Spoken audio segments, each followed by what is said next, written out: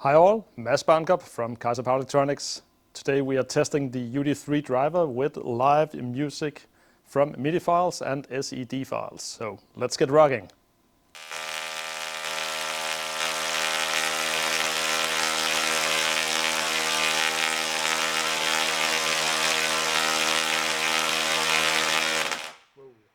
So that little spark there, that was my first mistake in testing this driver. I should have recognized that something was wrong at this point and not continue. However, that's what I did.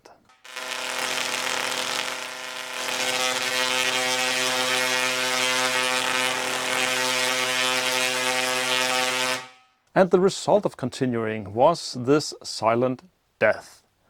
Absolutely nothing happened, nothing violent, no explosions, so nothing real good for capturing on video.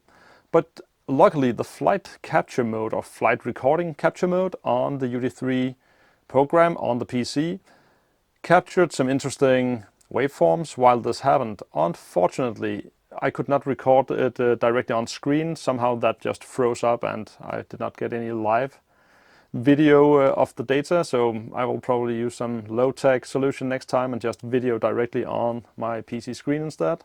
On the screenshots we can see how these various measurements go up and down in voltage, or the voltage should be pretty stable, the primary current should be the one changing, and then we have some temperatures which should be slowly rising as we load the coil. At the point of failure and afterwards, the data you're seeing on the next screenshot is data that is without the coil running and without the coil powered. So my theory at this point, before examining the coil, is that due to a faulty ground connection, that my RF ground was not properly connected. And I should have been known this and checked it when I saw that I had sparks forming on the metal fencing put around the coil. That I have a temperature sensor mounted in the heatsink, and everything in my coils is grounded to the RF ground, but with RF path, of course, lower impedance than the rest of it. But simply from the faulty ground that I would have RF current running back through the system, and the heatsink would probably be at an elevated potential, and that would knock through this cheap screw mounted temperature sensor that was connected up to the UD3 driver. And that would explain why I would get very weird measurements despite not running the coil, that I have simply blown up the ADC interface of the microcontroller. So basically I have ruined my UD3 driver, and that's quite a bummer. So I think the lesson to take away from this testing, and I hope you can learn something from this video and my mistakes, that if you have some kind of fault like this when running a Tesla coil, then depower everything and double check everything, because it was something as simple as a cable was not properly connected, and that might have cost me my pretty advanced driver.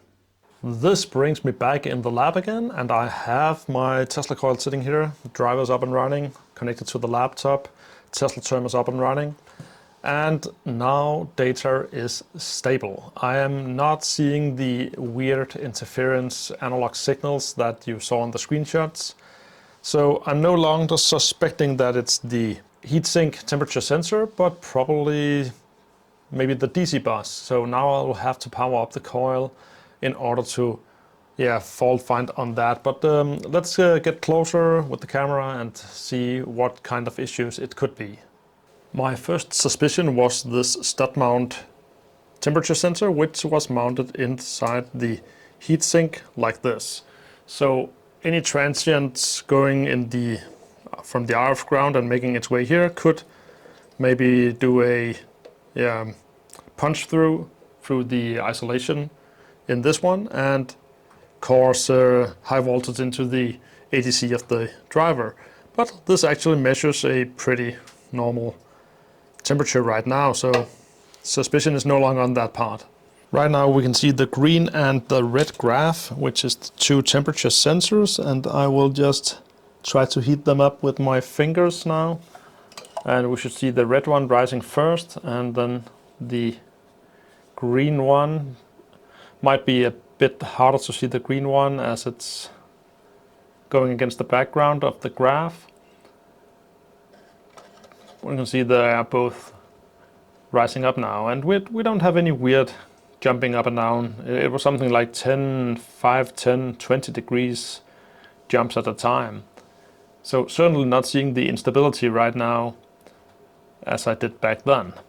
I will have to get this set up somewhere where I can do actual DC bus full voltage testing again and see if I can make the driver go unstable once more.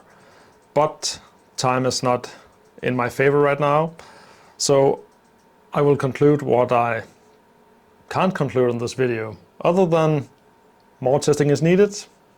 And until next time, see you.